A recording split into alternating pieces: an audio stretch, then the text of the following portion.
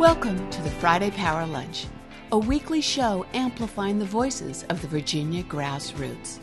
Each week, we provide engaging conversations about politics, culture, and women making change.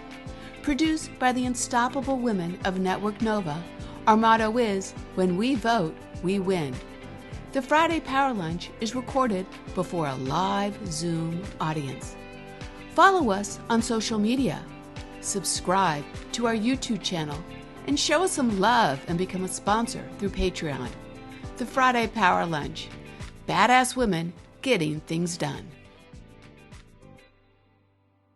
Glad that you're here, and I'm so excited to welcome you to be on the Friday Power Lunch. I'm Katherine White, your host, bringing you the guests, the issues, the action to amplify the voice of the grassroots, to get things done, and we dare you to make it fun. So we're excited because our big show theme today is to fight for the things you dare about. And we're going to double dare you the whole show because obviously we know that our democracy is at risk and we got to first dare to disobey. And I think that we're seeing that throughout the country rising up, especially against people trying to silence our voices. And today's show, we have some great women and that are the double Ds, as we're calling them, the two Dahlias here, two women that dare to speak up and dare to fight for the things that matter. And so I'm super excited to bring our guests up, give them a Friday Power Lunch welcome. Hello, I would like to first bring up Dahlia Lithwick, lawyer, journalist, author, and Supreme Court pundit, senior editor at Slate, and the host of the Amicus Post. And we'll get to your book. I could tell you also the book that we're going to be talking about today, Lady Justice, Woman, the Law, and the Battle to Save America. Just that book alone this is the title, The Battle to Save America. How are you feeling a little tired today, Dahlia?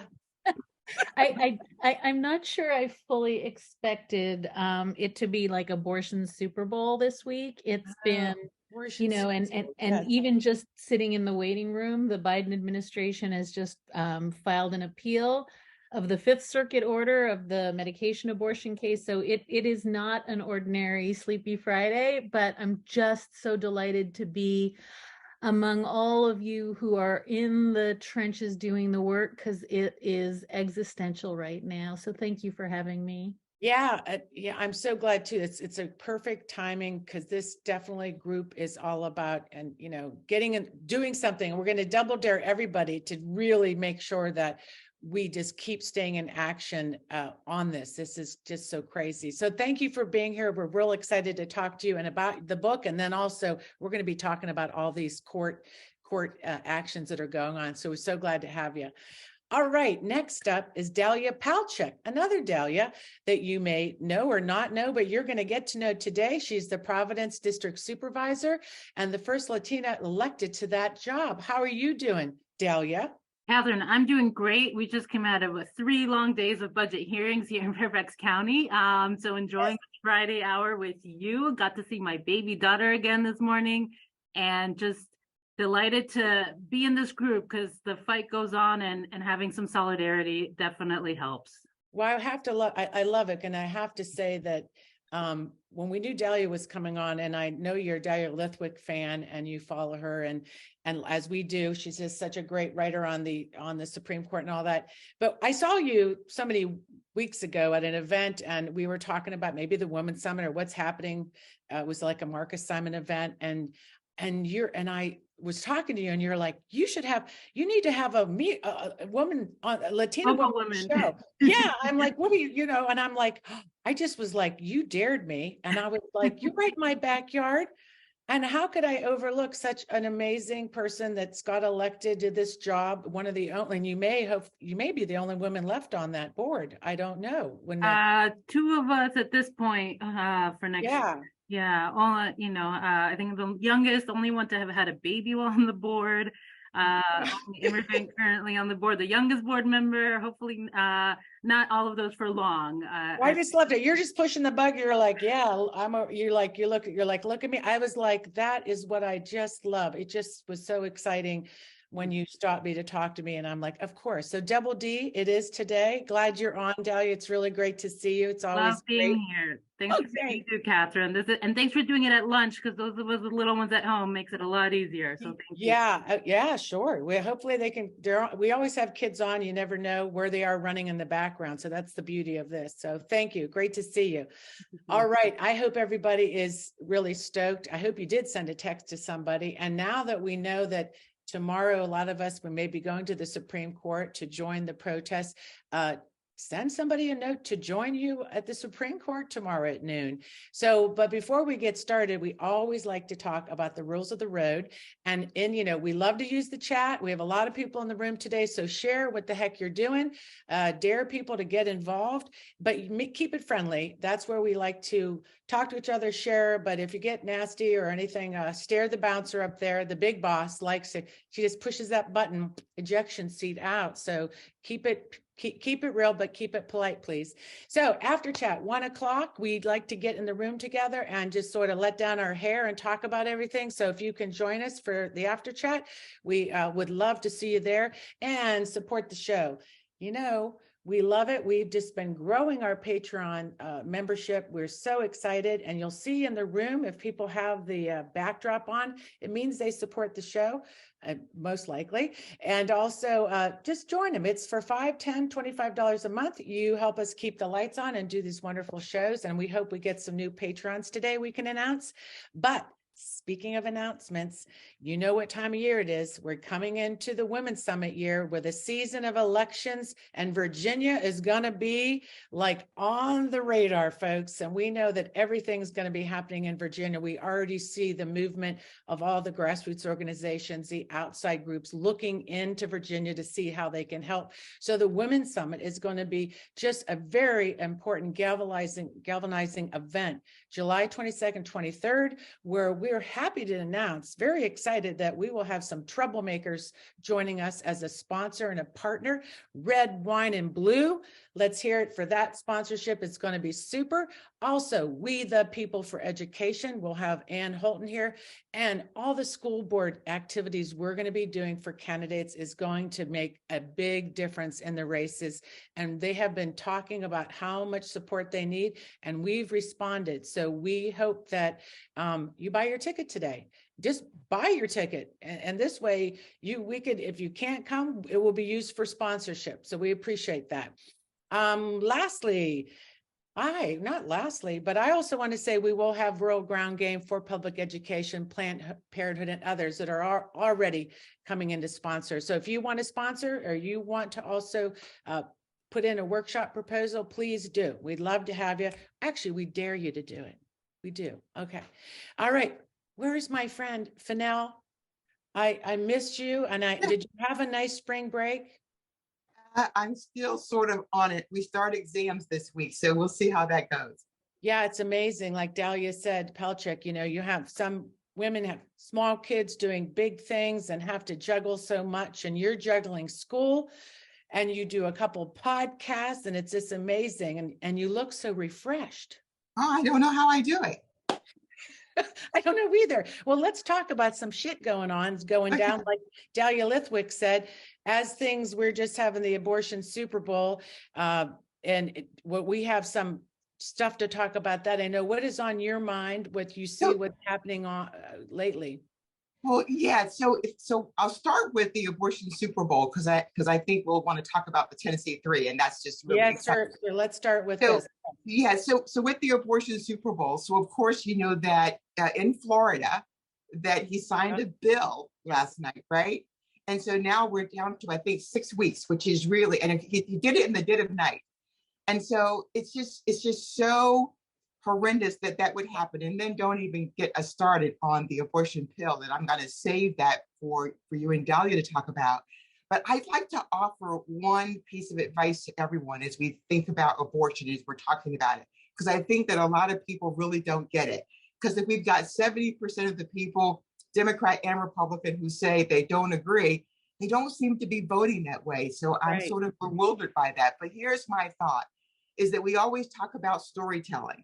And so we may not have our own personal story to tell, but we can tell other people's stories to help people connect and understand how serious this is. So there is a story this week in the Washington Post. It's called Two Friends Were Denied Care After Florida Banned Abortion. One almost died. And I've sent that so that we can put that in the chat for folks to find that story in the Washington Post and read it, because it will really, really help people see that how important and how serious this issue is. It's not just for 20-year-olds or 30-year-olds. It is for people who legitimately want to have children. And when we take away rights from everyone, we got to be able to tell the story. So I hope that folks will get that article, grab it, read it. If you don't have your own story, you can passionately tell someone else's. No, it's true. And what we see is this concerted attack across the country. It's been going on a while now, and I'll be interested really talking to Dahlia later, is also the judicial role in this, how we see this Texas judge being able to make this really ludicrous ruling. But then we know that the Supreme Court did the same. And I think the wide lens on this, you have to pull back to look at the bigger picture. And I'm excited to talk about that later, because I think we tend to chase all the all the things going on and looking at it at a larger picture, the disenfranchisement of voters, and in any way possible. It feels like when we go to try to fix something, there's another leak over here and we have to fix that. And it's almost like it's coming at us at so many levels of trying to say, well, like in Wisconsin, oh, you got that judge in, how are we going to take that judge out? Like now we're going to figure out, oh, you have a governor that's a Democrat. Oh, okay, so let's make a rule that governor cannot, the red legislatures are making rules where then we can take away the democratically elected Democrat, away the governor's ability to actually stop or veto anything. So they're figuring out procedurally everywhere that they can just stop things. And that brings us to the Tennessee 3, right? You can't expel justice. Hope. Let's talk about the Tennessee 3. So this is one of my most favorite stories in terms of just understanding back to history. And my favorite, Linda Hersham, who says, make injustice public. And yes. I think that they believed that they were going to do this horrible thing and expel these two young Black men, and no one was going to say a word. And I remember listening to one of the justices, and he said, the world is watching. And so now the world knows who these two justices are, and we know about the inequities and how horrible people have been treated in the legislature, what kind of work environment they're in Tennessee. And so I think that this has just been a watershed moment, and we should be very proud of that. Let's show that. Robbin, cue that up. So the message for all the people in Nashville who decided to expel us. You can't expel hope. You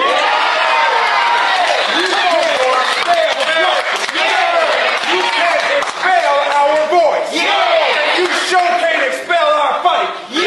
We look forward to continuing to fight. Continuing to advocate. Justice rolls down like water. Like an ever-flowing stream. Let's get back to work. I mean, everybody in this room that doesn't have chills, I mean, I'm going to tell you that I think, as Dahlia Lithwick said in her piece, that the breaking that glass ceiling of democracy, you can feel something, a movement. And I know we felt this in Kansas, and we felt it in different places where a democracy feels like we take a breath and things are kind of like there is some light that we're moving, and then something else will happen, So I think it'd be interesting, our conversation, to talk about, what that looks like and where maybe some solutions could possibly be heading. So I love this. So with that thought, I dare everybody, we have a couple things to say that we can do when staying in this fight, is that Planned Parenthood Federation and others will be tomorrow at the Supreme Court at noon. We're going to put that link in the chat for all. If you can show up, we know that showing up is important, but also speaking up, doing different things, like Fennell said, telling your story to your family, really just trying to move this as many ways as possible. And then after the show today, Planned Parenthood Advocates of Virginia had shared a link with us where they're having an emergency meeting talking all about mifepristone and what that will mean in Virginia. Unfortunately, we don't have an attorney general in Virginia that's going to protect us. And that is what it means when you lose an election, and our governor either. So they're going to have a meeting. Stay in the after chat if you want, but you can also pop over to talk to Han and Jamie from Planned Parenthood. And they'll be on the show actually at the end of the month, also in May, to talk further about this. Oh, right. So with that said, for now, great to see you. And I'll see you later. You better do good in school for all this. You better get a good grade. So, all right, great. So I'm excited, Dalia. I know you probably had a minute to take a breath, take it all in, take the room in. Let's just welcome you again. You're an author of this fabulous book right here, Lady Justice, Women, the Law, and the Battle to Save America. You're also the host of my favorite podcast, Amicus. I told everybody in my workout class today, again, that I was interviewing you, and they're like, oh, I love her. And you also just keep us just up on what's happening in the law, and it's so important. So I know you've been talking about, we've had you on the show talking about your book a little bit, but I really want to start with that book because, in it you celebrate female lawyers, judges who stood up in the law. And then, during the time of the Trump administration, that feeling of hope, that feeling of your whole life really seeing what the law has done. Women have been in the profession and where we were, and then here we are. So with that kind of framework, let's start first, though, in the joy of this book, the women that you portray, and the women, and how you even decided to just go ahead and write this. So I love what Dalia, the other Dalia. When do I get to say Palchik, yeah. What Dalia Palchik said when you brought her in initially, which is, and I've got a baby and I've got a job and I've got this thing. And I think that for so long, we've been the one who's like pushing the stroller and calling our congressman and then suddenly running for office and collecting signatures on ballot. Like that is how we have operated. And I think one of the things I really wanted to flag and lift up in the book was that in 2016, when it became manifest that Donald Trump had won the election and we had the Women's March and we had, one event after another, what I was seeing is in fact really what you're seeing in this room, which is a lot of women who are too busy to take on one more thing, suddenly saying, oh, and now I guess I hold up the sky for democracy too. And a lot of women who looked around and said, where are the grownups in the room? Where is the leadership? Who is the lawyer who's bringing this lawsuit? And when there wasn't somebody, they were that person. And so for me, the book in some sense was an effort to kind of counter program the RBG is going to save us. Robert Mueller is going to save us. We're going to just sit around and wait for special counsel Jack Smith to save us, because that's not actually how democracy has ever worked, but it is emphatically not how it works for women. Nobody has ever saved us. Every single time when the rubber hits the road, we save ourselves. And so I wanted to write a book a little bit in the shadow of the death of Justice Ginsburg and Amy Coney Barrett coming onto the court to really center these extraordinary women, each of whom looked around in some catastrophe or another, whether it was the travel ban, abortion at the border, Nazis marching in Charlottesville, whatever it was, and said, I guess it's me. And so I think that's really the spirit you all are celebrating here today. And I think, the only other thing I'll say, I know we're going to talk about the abortion, the mifepristone case in a second, but I will say that what you are seeing on the ground in Tennessee, what you are seeing on the ground in the Wisconsin Supreme Court election, what you saw in every one of the 6 states that put abortion on the ballot after Dobbs, is this energy of women just saying, don't really care what the pollsters say, don't really care that they think that we got over it. We're not over it. We're angry, and we're not waiting for someone else to save us. And so that's really the ethos of the book. And it is the ethos of what we saw on the, the State House floor in Tennessee. And I think it's what, we're going to continue to see as the courts make it harder and harder and harder to do this by the power of democracy. We're going to have to do it by the power of organizing. Yeah, it feels like too, then as I listen to you and the women that are portrayed in this book and the idea behind, how they really mobilized and took action, like you said, when no one else would, when you have the Charlottesville incident, and I think it was Becca Heller decided to figure out how to use the law to take action when it seemed like no one else was maybe doing something. There's just these profiles, and I'm encouraging different things. And I'm wondering if it's almost will become, I don't know, like could be a roadmap when you look inside their stories of how they use the law. I know you talk about it sometimes as a double-edged knife, like you see it being used against us, and you could see the power of trying to use it for good. In those stories, I feel like sometimes we can look for answers. So let's start there with Polly Murray. You start out with her. And I feel like reading it, this is terrible. I didn't know about her. I was a women's studies major. And I think how you're elevating the women that people may not know about. And so that's fabulous. But this civil rights moment we're talking about, that you started off the book with Polly Murray. What are some, things that you think about that in this moment that feel very Polly Murray? Like, what would she do? Like, this is how I feel like we're headed again in some ways. And in that feel with the Tennessee Three and the feel of her lifetime and how she fought, what in her story we can talk about that we can inspire you and but also what were we going to learn from her that we should be applying today when she talks about freedom and everything else? So Polly Murray, if in case anybody in the room feels dumb for not knowing who Polly Murray is, I want to be super clear. I graduated from Stanford Law School, never having heard Polly Murray's name. So it is not a failure of our sort of cultural conversation. It is just a failure to lift up people who should have a law library named after them in every law school in the country. Polly Murray is the single most important civil rights pioneer that nobody has ever heard of.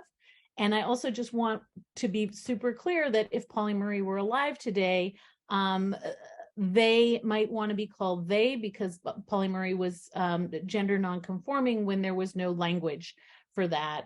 So throughout the book and throughout the film, which I really commend to people, My Name is Polly Murray by Betsy Cohen, by Betsy West and Julie Cohen, which is a phenomenal film, you discover that Polly Murray essentially invented 14th Amendment jurisprudence, equality jurisprudence, both in the race context and in the gender context, almost single-handedly, and gets no credit for it. So Polly Murray is the person who can't get into UNC because part of her family is Black, can't get into Harvard because a woman. At every turn, doors are closed on Polly Murray.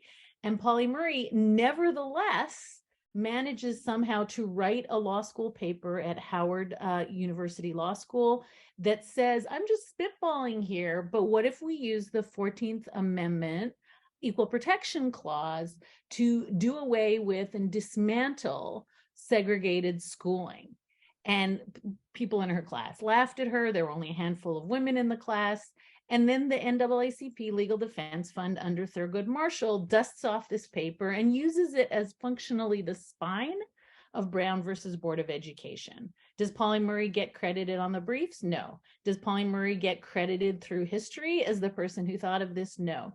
Same exact thing happens with gender, where Polly Murray's work is used this time by Ruth Bader Ginsburg, this time credited at least at the ACLU Women's Rights Project in the first seminal cases on using the 14th Amendment to end gender discrimination. So my point about Polly Murray, and the reason that Polly Murray forms the entire introduction of the book, is kind of the point we made earlier, which is this is how women work. This is how women do social change. This is how women do justice. And you don't get a mug. You don't get a tote bag. You don't always get the necklace and the earrings and the hat. But what you get is justice. And what I want people to see in Polly Murray, and you're so exactly right, Katherine, because this is what we saw on the floor of the House in Tennessee is that we are all Pauli Murray. Every single one of us is Pauli Murray.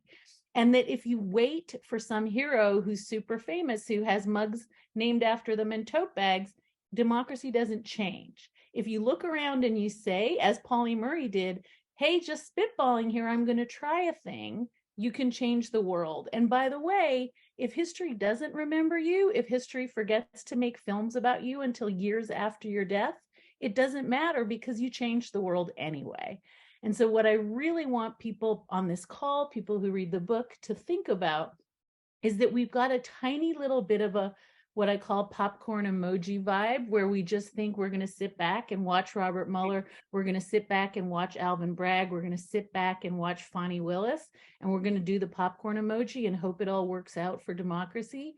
That's just not enough. It's never been enough. And Pauli Murray, for me, is the avatar of that.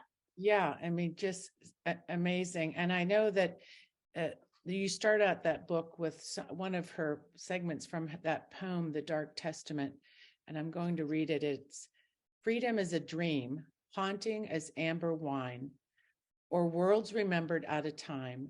Not Eden's gate, but freedom lures us down a trail of skulls, where men forever crush the dreamers, but never the dream. So in that moment, reading that now, I mean, that's what, when I think about what I feel like is disenfranchisement across this country, is that trail of skulls, that sort of imagery she has, but forever not crushing the dream. And I think that this is where the idea of it not expelling hope, that we are trying to find it. We found it in Kansas. We're looking, like you said, for these, when people do rise up and there is the voice, and then we gather around to speak. There's just so much power in that. I don't know how that moves you when you think about justice and Lady Justice. I just popped in the chat the piece I wrote yesterday, which I think links up something you and Fanal were saying to each other in the opening, which is this notion that, you know, if you read Justice Alito's opinion in Dobbs, he says, look, you know, shouldn't be done by constitutional fiat. We're going to send abortion back to the democratic process, right? We're going to let the voters vote, and we're going to let this get done, A, on a state-by-state basis, right? That's Brett Kavanaugh's concurrence. And B, we're going to let the voters figure this out at the polling place. By the way, he says women are not without political power, right? So he's almost setting down a marker where he's saying, do this in the political branches. But what did we get with Matthew Kaczmarek's order last week? What did we get with the Fifth Circuit order yesterday?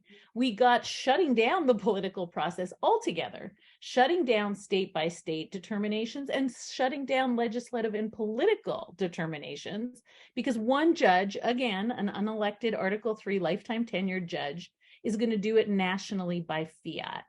And so the thing that you are really centering, and I think it's so important, is that Pauli Murray really was first and foremost an organizer. Pauli Murray, folks are writing in the chat, was at the absolute beginning of the ERA. Pauli Murray wrote a note to Richard Nixon saying, you know, if you're looking for a woman to be the first woman justice, I know a person, me. Pauli Murray, in some sense, was desegregating lunch counters long before anyone else was doing it. Pauli Murray refused to move to the back of the bus long before Rosa Parks. And again, history has papered over all of these accomplishments. And so what I wanted to do in the book, and what you're asking about, is to reconnect the idea of democracy and organizing. Because it's just not good enough to say, I'm super, super angry about the environment. I'm angry about unions. I'm super angry about LGBTQ rights or book bans. All of those things are connected deeply and really irrevocably to the process of democracy. And we need to fix up, to reconnect the idea that it's not about voting every 2 years or every 4 years, and it's not about falling in love with whoever is running for vice president and president. It's about, and this is why, again, I'm so glad to share this call with Dalia Palchik. This is about running for school boards and for election boards. This is about running for every single layer of government and doing the work of democracy every single day. And that is a thing that we don't have to invent. We know how this is done, Right. but we just have to do it. And sitting around and buying like one more RBG, headband is not going to do it. Democracy. I mean, it felt like that, like you said, coming out of the Women's March and then reading your books and a book. And I know then after Dobbs fell, you had to go back and rewrite some of that. And then that feeling is, it seems like, especially with women and our status and women that have been in this fight in the law, to use it to sort of get these rights, and then here we are. It does feel so defeating in a way. And it's hard to even put into words when you feel like your own law, constitution is not there for you right now. But before we move on from the book, I want to give you an opportunity. If there's any woman in that book that you haven't really talked about that maybe fits into the conversation now, or something that could be in this moment, something interesting that you'd like to let the audience know about it. First of all, everybody get this book. You just need to have it. It should be taught in school. They'll probably be banning it soon. Sorry, but maybe you'll sell more copies, Dalia. But thinking about a woman's story in there that's maybe with the law, I mean, in this moment of challenge that really, that sort of speaks to you. I don't want to put you on the spot, but. I mean, it would be like asking me to pick a favorite child, and I am so madly in love with every one of the women I profile. And I want to also be explicit that this book could have had 1,000 chapters. There could have been a chapter about many women on this call. And so by no means were these the 10, right. The only people or the most people. They were 10 people whose stories I was covering in real time. I think maybe I want to say this. It goes to this theme of organizing and activism. One of the stories I tell is, within minutes of the Muslim ban being passed, which is one of the first big executive orders that Donald Trump signs in office, right. And he signs it without vetting it with his Justice Department, without vetting it with Homeland Security. He just puts this incredibly racist, right? This was the first iteration of the Muslim ban into effect. And then there's chaos around the country, and people are getting on airplanes and they land, and the status that they had been given is gone. It's stripped away from them, and they have nowhere to go. And they're at risk of being sent back in some cases to Iran, to Afghanistan, to, literally war-torn countries where their lives are in danger. And Becca Heller, who is just a young, fresh out of law school, had started IRAP, which is a refugee project, pretty much just throws up a spreadsheet and says, I need every lawyer in the country to go to an airport. I don't care if you're a tax attorney, don't care if you're a divorce attorney, don't much care if all you do is trusts and estates. Please go to JFK, to Dulles, to SeaTac, and show up and hold up a sign that says, I'm a lawyer. And stand up for these people. And they did. I mean, right? We had hundreds and hundreds and hundreds of lawyers driving across the country, holding up a sign in like Pashto or Arabic that said, I am a lawyer, I will help you. That's the model we have to think about now. Yes. And by the way, you don't have to be a lawyer. The model is whatever skill set I have, I can bring to bear to this moment. And in that case, and I love the story, both because, Becca sort of describes like standing outside JFK airport in like ripped jeans and a hoodie. Like, she didn't expect to be on TV. She didn't know she was starting a revolution, but that she was just a little kid with a baby at home, like Dalia.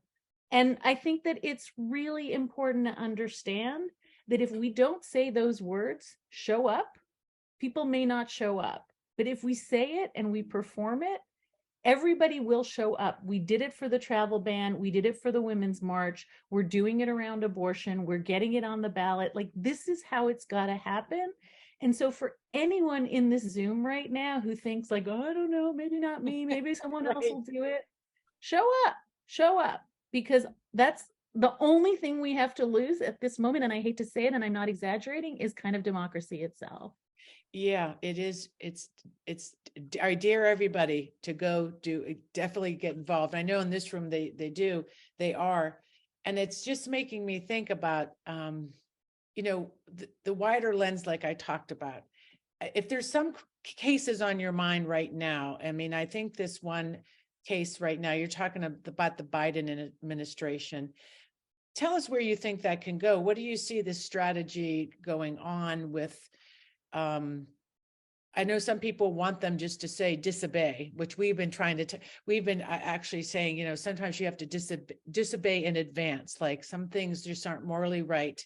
Going back to Polly Mary and the civil rights people, when they said, you know, some things may be legal, but they're wrong. And this is, we just really got to call it out, right? But Biden won't go there yet. What is your thoughts on what you're seeing as the strategy?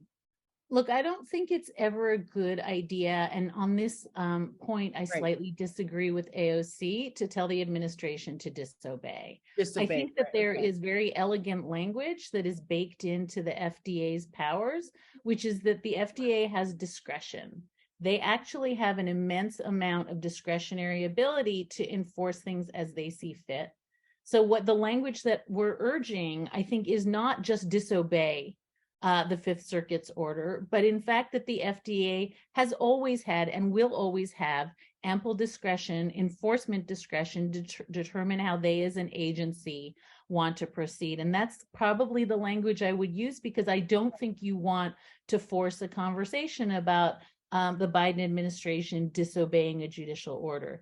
That said, the most important thing I can convey to folks on this call is that as of this second, we have two dueling orders, each of which has the full force and authority of the law. We have the order out of Judge Kaczmarek's court in Amarillo that would have sought to pretty much withdraw approval for mifepristone across the country. Right. That's been slightly cabined by the Fifth Circuit order that came in yesterday. And then we have an order out of Washington State that reflects 17 states in the District of Columbia that have demanded and been granted judicial relief to go ahead and have mifepristone with all of the access that it currently has. Those orders are on collision course. There is not one that is more forceful than the other.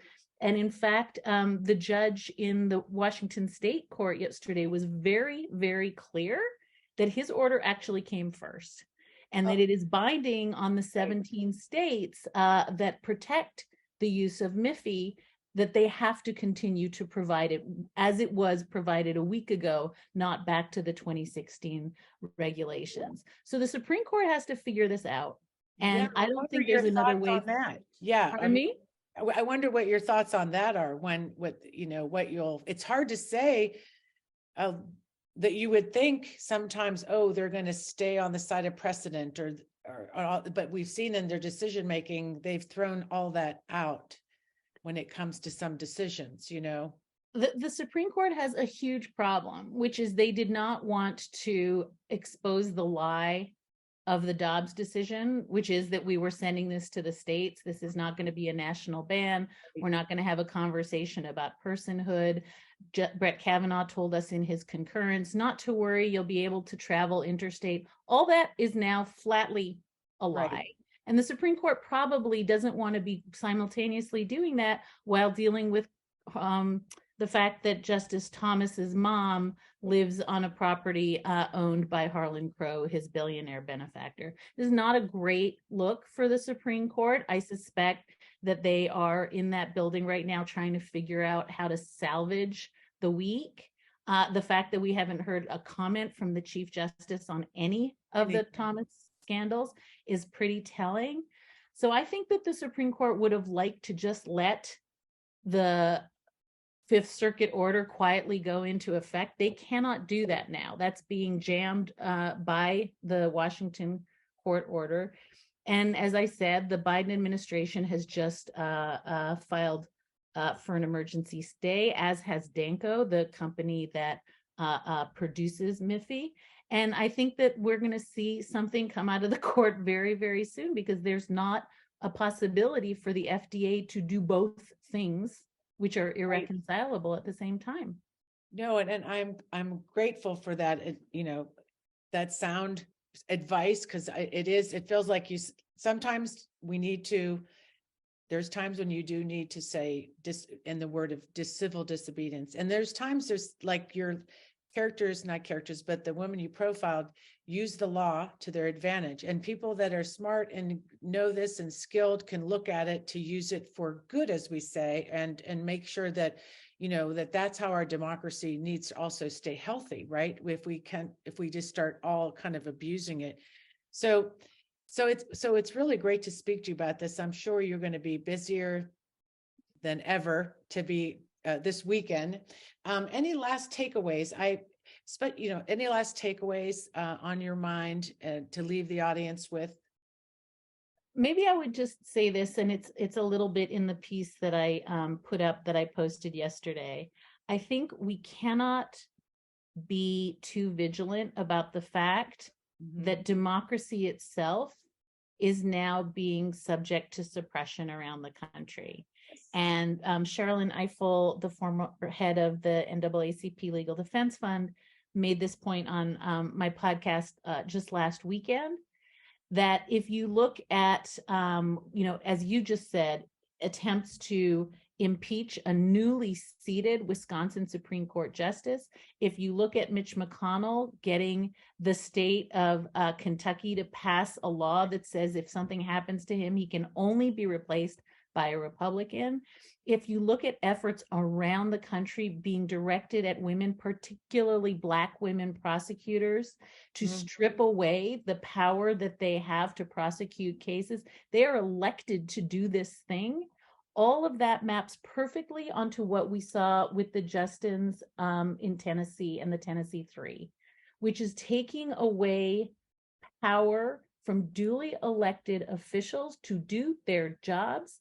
And what Sherilyn cautions, and what I tried to link to the abortion cases, is that for those of us who think we're going to fix this at the ballot box, we need to be so careful to understand that this is not your grandfather's vote suppression. It is not your grandfather's gerrymandering. It is not even the independent state legislature theory that was cooked up in North Carolina. This is a way of saying, I don't care how many tens of thousands of millions of people are represented by your duly elected legislators. They no longer have power.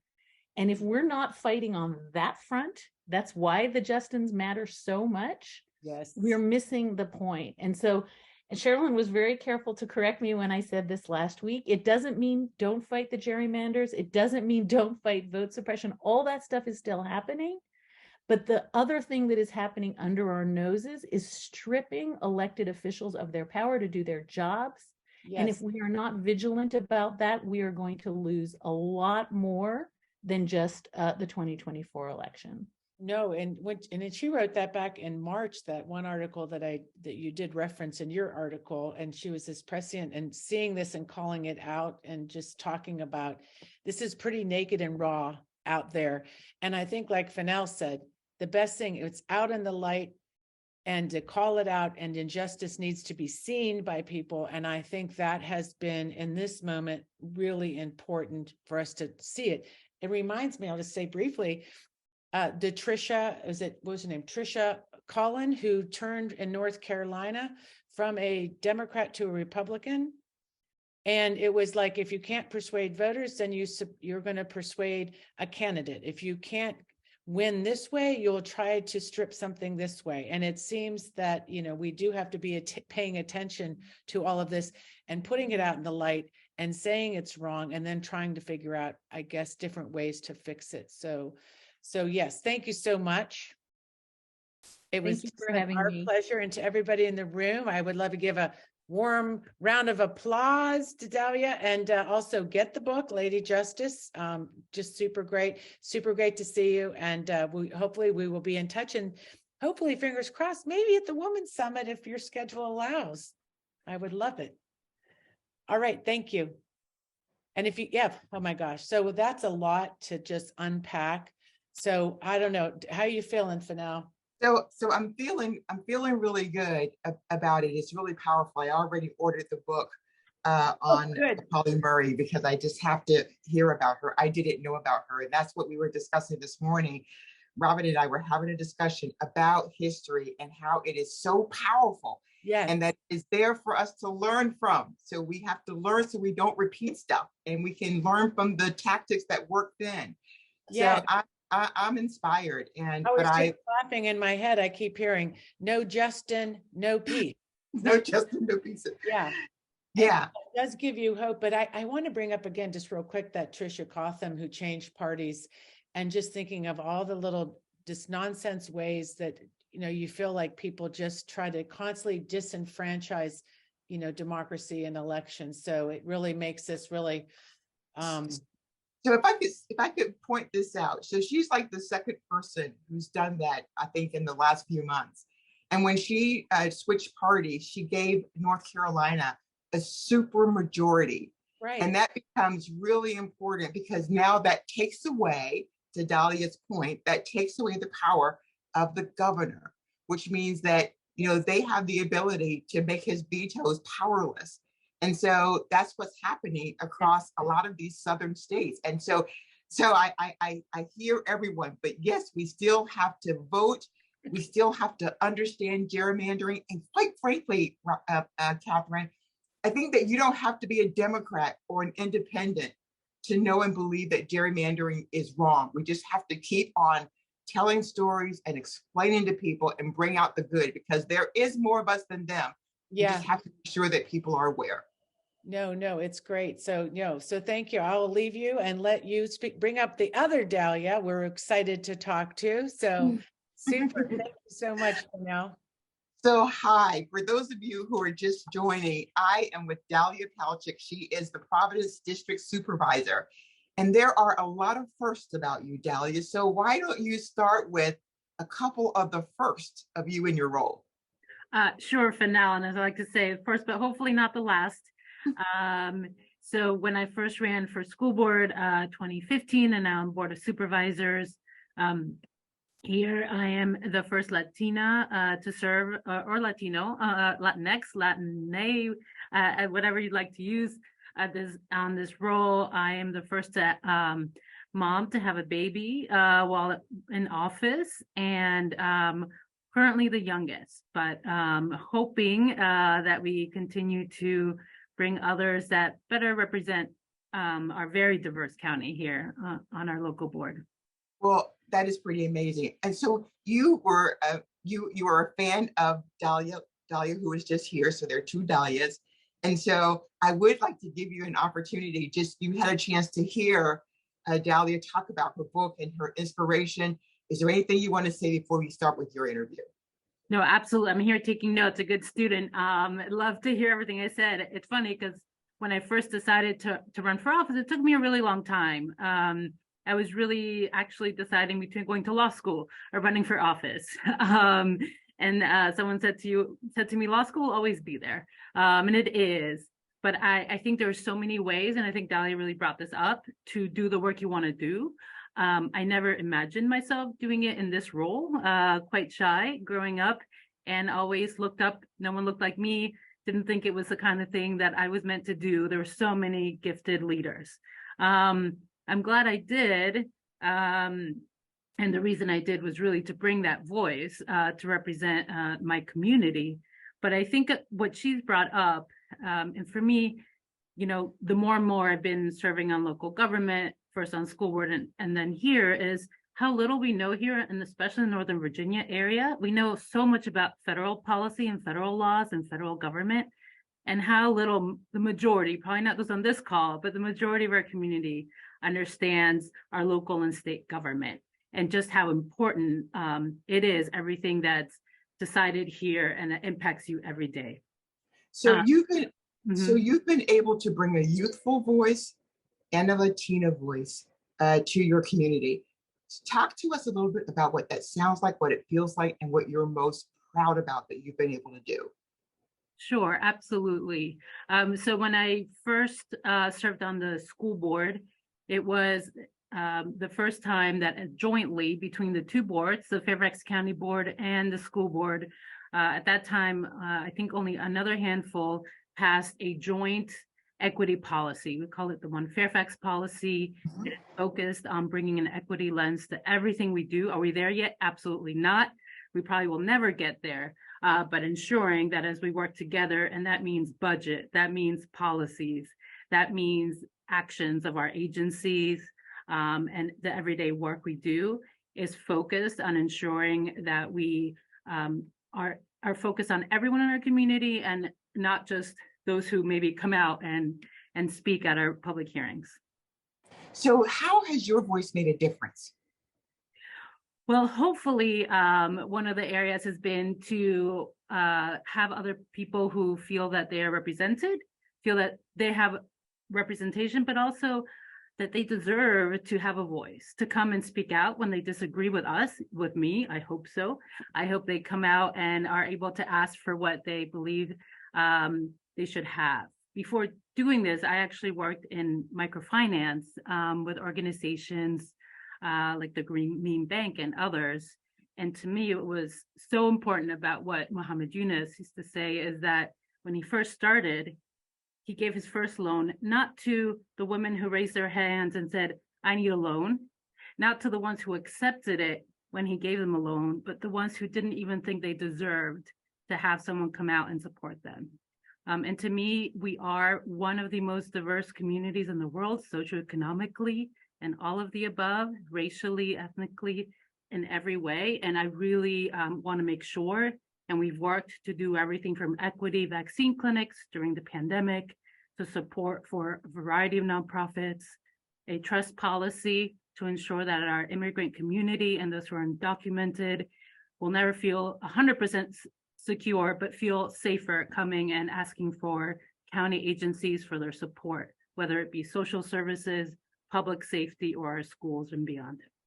So one of the things that you and I chatted about was how to ensure that communities stay engaged. And you actually put on your website and you talk about how to engage the community and how they can engage with you. You want to share a little bit about that? Sure.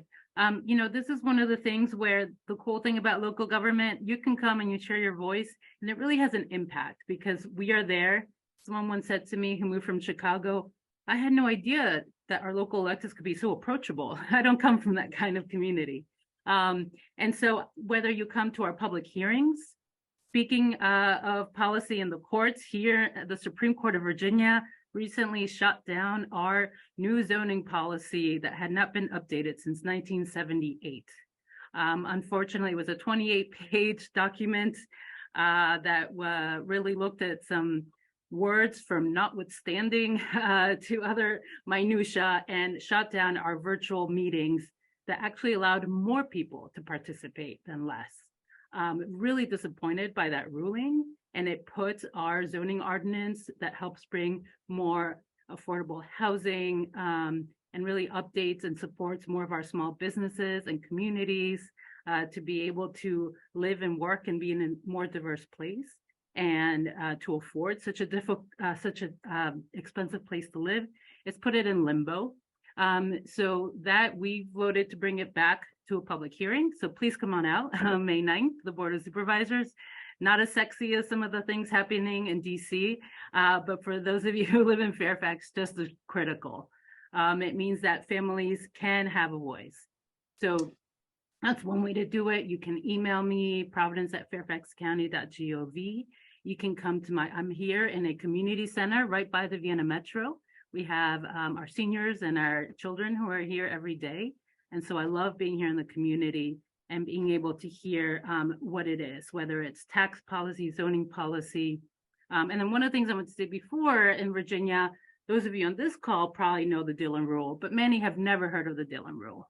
And so the fear I have about what we're seeing now, and as we wait for the Supreme Court, is here in Virginia, we've always been afraid at the local level of powers that will be taken away from us by the General Assembly. The Dillon Rule means that any locality in Virginia does not have any authority, whether it's policymaking, taxing authority, et cetera, unless specifically granted to them by the General Assembly. And so when people want us to try new things, we have to make sure that they're allowed under Virginia law. And there's always fear when we pass new laws or policies, whether it's our new gun bans in the parks, we've been sued over that, whether it's this new zoning policy, that either through the courts or through the General Assembly, they could be taken away. So always that fear here in local Virginia government. Wow. Thank you, Dalia Palchik. So one final thing, Katherine? No, I just popped in. I just wanted, what's the I was thing? just going to say quickly, first Latina, first mom, you jumped out there and did this. Quickly, what would you say to anybody thinking about running for local office now? Go to law school. Well, I think the important thing is, do it. Come on. I'm happy to talk to anyone who wants to know what it takes. It can seem scary, but it really is about talking to people, getting the message out. And for me, number one, hearing what people want to see and what their issues are. Run for office, support a candidate. We've got 55 or more offices up for re-election here in Fairfax County at the lowest turnout of elections, only 25% turnout the first time I ran pre-Trump. We've gotten a little higher now, but this is going to be the lowest turnout. And so your vote matters more than any time. Let's change that, Dalia. I hope we actually know Virginia, what we have, every Senate seat, every delegate seat, and then local. I know I see some local candidates in the room.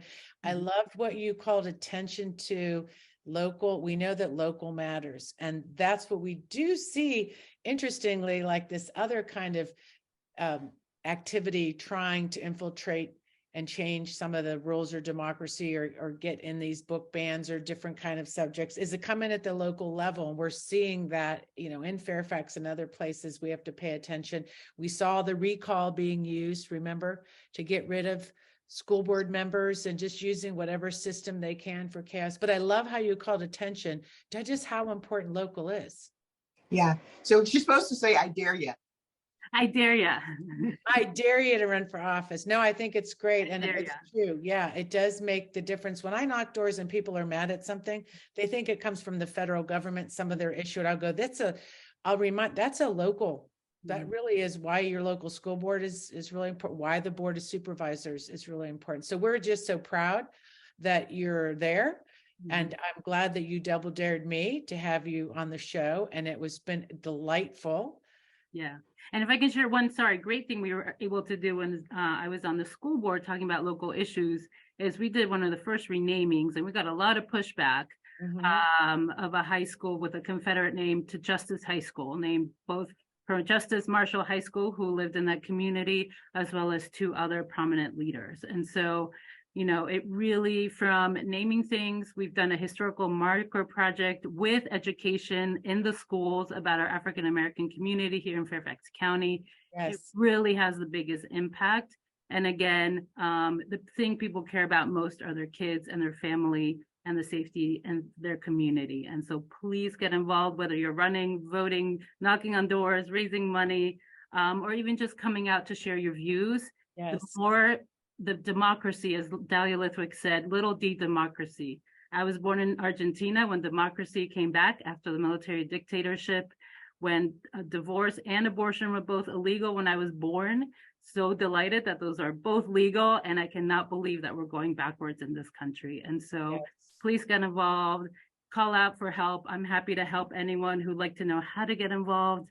And thank you so much for doing this show and for having me here today. Oh, absolutely delightful. And maybe think about that Dillon rule, why it's so important to keep our legislature and fight for that this year. Because I didn't really think too hard on that. But now that we see what's happening, you're absolutely right. Thank you so much. And we will definitely see you at all these events coming up, I know. So thank you for coming. It's been a great I'll see you at the summit. Yeah, see you at the summit. That's our new closing. See you at the summit. Yeah. I am so excited for now we're on the hour now at 1. I hope people can stick around for the after chat. We'll drop the link again, team, for the two events that will be one tomorrow at the Supreme Court at noon. And then also at 1 o'clock, Planned Parenthood was inviting you to come over to hear the updates about what's happening with the Mr. Pritzphone Miffy fight. I can't say it right now. Mr. Pritzphone fight. Miffy's good enough. Miffy is good. That's what Dalia said. I'm going to say it. Thank you to our Patreon supporters. If you decided to support us today, thank you very much. That's awesome. And we hope that you stick around for the after chat, but also next week, we have a great show. Kathy Tran has put together a great lineup for our Asian American Pacific Islander roundtable we're going to have, and we have the poet laureate from Virginia that will be here. It's just going to be fantastic. So we hope you stay with us.